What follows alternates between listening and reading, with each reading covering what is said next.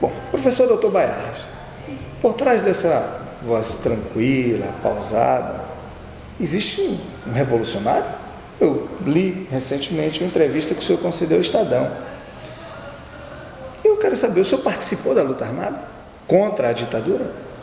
Participei e mais que isso, eu diria que eu fui um dos protagonistas principais da criação de algumas organizações. Por exemplo, eu fui protagonista da criação do Comando de Libertação Nacional, onde a atual presidenta militou. Aliás, fui eu quem recrutou para o Comando de Libertação Nacional o ex-companheiro dela, o Carlos Franklin Paixão de Araújo, um advogado gaúcho, que foi candidato também pelo PDT e que também foi um dos fundadores foi um dos membros da diretoria do Colinga, do Comando de Libertação Nacional. Depois nós fundimos com uma outra organização revolucionária, que foi a VPR, a Vanguarda Popular Revolucionária, e criamos a VAR Palmares, que durante um certo período foi a maior organização revolucionária, aí no fim dos anos 60 e início dos anos 70. Então, eu entrei, já estava na clandestinidade quando atuei mais intensivamente, e tinha uma missão. Eu participei de algumas atividades urbanas, e discussões, e congressos, elaboração de documentos, mas eu deveria ser, se tudo desse certo, o comandante da escola de guerrilhas que a VAR Palmares estava montando no Maranhão. E provavelmente dessa escola sairia a primeira coluna guerrilheira para atuar, digamos assim, provavelmente ali nas regiões do Pico Papagaio, Pará, onde havia conflitos de terra e onde nós entendíamos que a VAR Palmares entendia que devia combinar a luta urbana com a luta rural. Então eu estava pensado pelo Comando Nacional de ser o comandante da primeira coluna guerrilheira, porque imaginava que depois criaríamos outra. E eu fui preso justamente quando estava organizando a transferência de quadros e de recursos, armas e outras coisas mais, para a região. O senhor foi preso aonde? Fui preso em Vitória da Conquista. Quer dizer, essa é uma das prisões. Eu fui preso no total 6 vezes, durante o período da ditadura, mas por razões diferentes. Com envolvimento direto com a luta armada, essa prisão aconteceu no início de janeiro de 1970. Se fala muito que existiu tortura durante a ditadura. Existiu tortura, professor? Alguém tem dúvida disso? Eu fui torturado 2 vezes, em 2 ocasiões. Fui torturado dias depois da minha prisão, em Vitória da Conquista. Fui levado para São Paulo, fui torturado no Dói-Pode, lá se chamava Operação Bandeirante. E fui também, já nesta época, ainda se podia, digamos assim, imaginar que eles tivessem interesse em me torturar, porque esperavam que eu desse informações. Felizmente, consegui resistir e, em decorrência digamos assim, dos interrogatórios e das torturas, ninguém foi preso por minha causa. Esse é um orgulho que eu tenho de ter resistido. Mas, quando eu já tinha saído, cumprido pena, estava trabalhando legalmente em Recife, isso em 74, eu fui preso outra vez. E aí eu não estava mais na clandestinidade, era engenheiro da Serete, essa engenharia, uma empresa que fazia um trabalho para a Sudene, e, não obstante, também fui barbaramente torturado. E aí, eu pergunto, é uma tortura que, sem sentido, porque a rigor eu não tinha mais informações quentes para dar a eles, que pudesse levar a coisas que eles não soubessem. Eu terminei dizendo nessa tortura o que eles sabiam, entende? Não disse nada, nenhuma novidade. Então, foi uma tortura que, sem propósito, mas também fui vítima dela. E em alguns aspectos até pior do que essa que eu sofri na Operação Bandeirantes em São Paulo. Professor Dr. Baiardi, o Brasil é signatário de vários acordos internacionais que condenam o crime de tortura e praticado pelo próprio Estado brasileiro.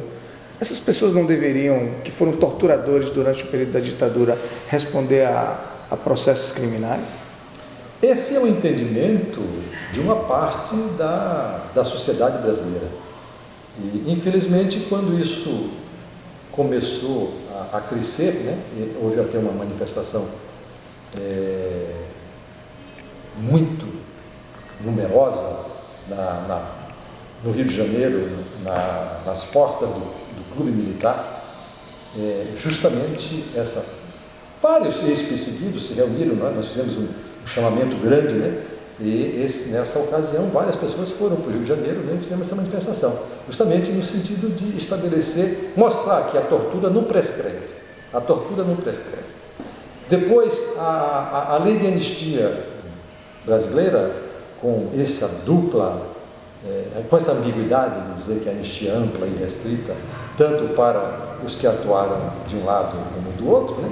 Ela cabe, digamos assim, dentro dela outras interpretações.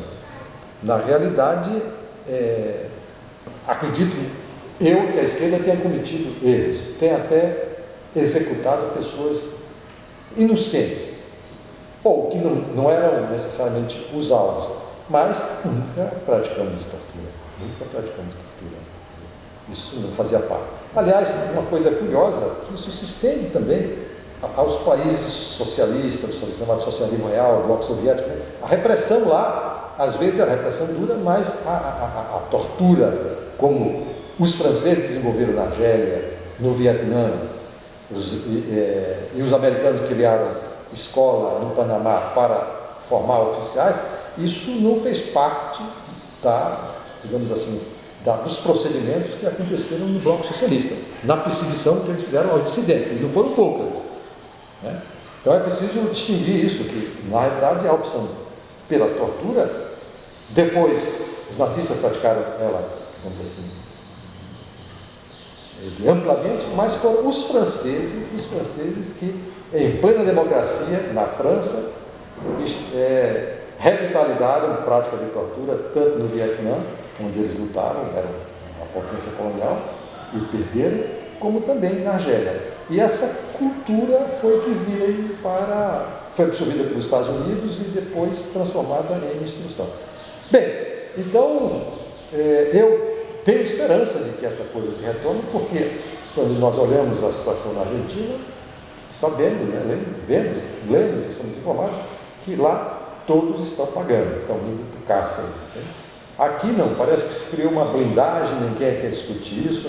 No governo passado de Lula, ele disse claramente que isso não era, digamos assim, coisa de interesse dele. O Jubim tem sempre desconversado quando se fala dessa coisa, né? O Tasso Genro tentou uma época aí, mas não sentiu repercussão.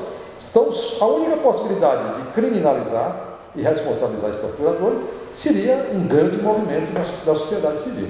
E isso poderia, aí sim, sensibilizar o Supremo Tribunal Federal, e o Supremo Tribunal Federal estabelecer, porque é a ele que compete isso, né, uma interpretação da anistia que beneficie, digamos assim, quem participou do aparelho repressivo, até em combates, outras coisas mais, né, mas não beneficie quem praticou tortura.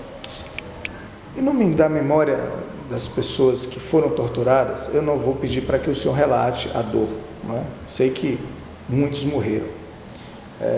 São mais de 300 casos catalogados aqui no Brasil de desaparecidos políticos e outros tantos torturados. Esse processo de revisão que nós estamos, que o Brasil começa a debater, né, que é a Comissão da Verdade, que tenta se criar através do Congresso, comissão formada por vários setores da sociedade. Que importância ela tem para a sociedade? Para o cidadão, hoje jovem, que não vivenciou esses anos de ditadura. Que importância tem rever esse momento que é tido como um momento negro da história da sociedade? Porque eu gostaria até que o senhor explicasse melhor isso. Estava se lutando contra uma ditadura, ou seja, contra pessoas que não representavam o povo. É preciso ter essa noção de historicidade. Não se estava lutando contra pessoas que estavam ali postas pela vontade do povo. Claro, foi uma usurpação do poder, digamos assim, popular, na medida em que houve um golpe de Estado. Golpe de Estado esse que não foi tão sangrento no momento, na medida em que não enfrentou a resistência, mas que depois mostrou a sua face, digamos, de crueldade, de desumanidade, na medida em que os anos passaram.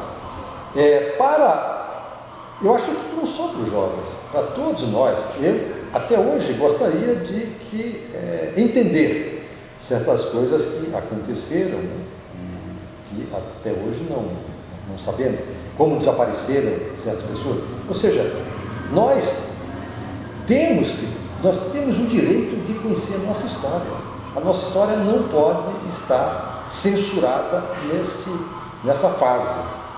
E até hoje nós sabemos que, se esses arquivos ainda existem, eu tenho lá minhas dúvidas, né? Mas nunca houve interesse de quem participou dos órgãos de repressão e quem assumiu esse acervo, divulgar isso ou abrir isso.